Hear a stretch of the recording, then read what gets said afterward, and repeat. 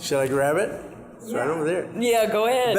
Best to see it to really describe it. I carry one of these for each musician because I'm old school. I write all these out by hand.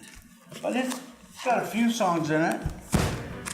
My name is Kara Stevens, and I've been working with Mark for about 2 years now. I'm with the band Kara, and I'm the lead singer. I also play piano.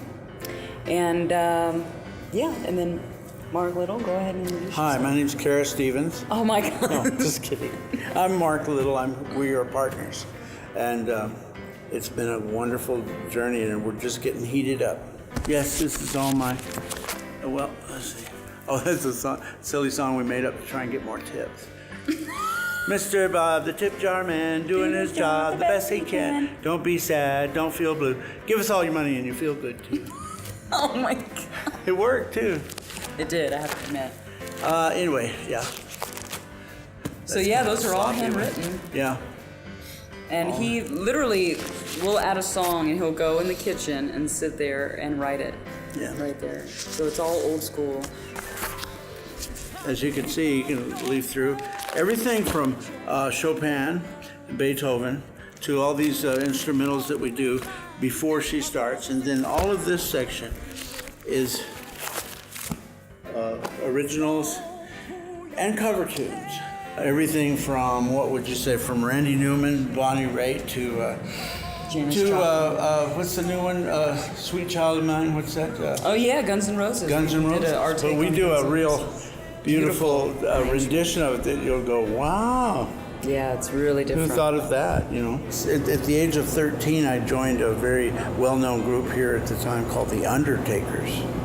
And we were like the most popular band in like a 200-mile radius because we worked continuously traveling and playing mostly all the high school events and some college, but mostly high school stuff. I think I've been in every gymnasium in across the greater Panhandle in New Mexico and Oklahoma.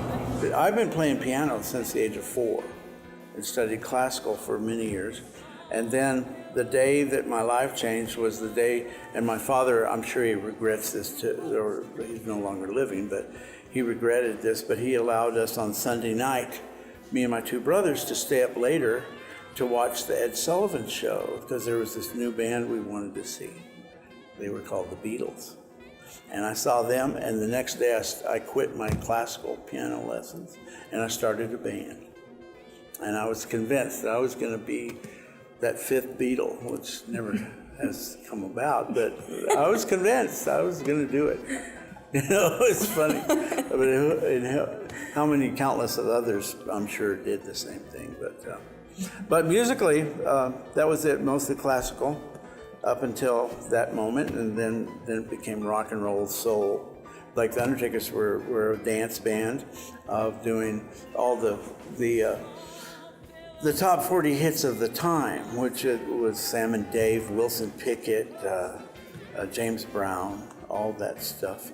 And then, of course, the psychedelic bands later, all that stuff. But we did it all. I'm from San Antonio, Texas, and my background in music, I've been singing since I was like 3. I mean, I've just always been singing. My mom always used to sing Elvis to me ever since I was born, and I just loved Elvis. And I used to do talent shows at my schools, won first place at all the talent shows. I got picked up by a producer. And the problem with the producer at the time was that he wanted to make me into what he wanted me to be. I had my own voice, but he heard something else. He was more into rock, and so he turned me into a rock singer. I was caught in this rock world, and I was looking for a way out. And it wasn't until when I met Mark 4 years later when I got to actually find my own voice and my own self in music. He pulled me into his music room and he said, I want you to sing this song.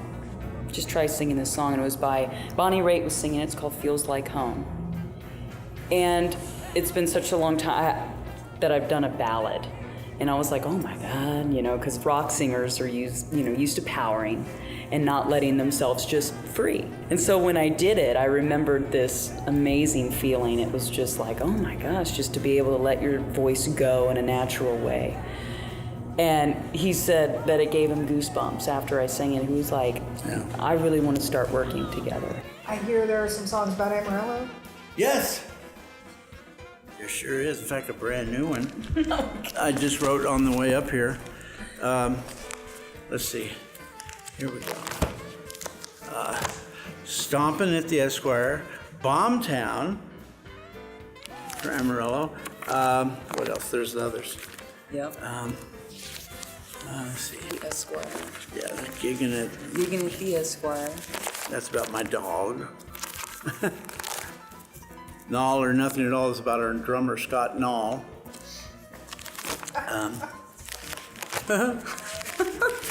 We're very much alike in our the way we think, the way what moves us, what inspires us, how we work. And we're very much down to earth. We're not, your typical, oh gosh, I've met some musicians that are just big-headed, and we are like totally the opposite. I just worry because I'm so much younger than her. So that bothers me, I'm thinking, well, wow, what am I going to do, But you can't control that. Oh, Lord, here we go into the age thing again.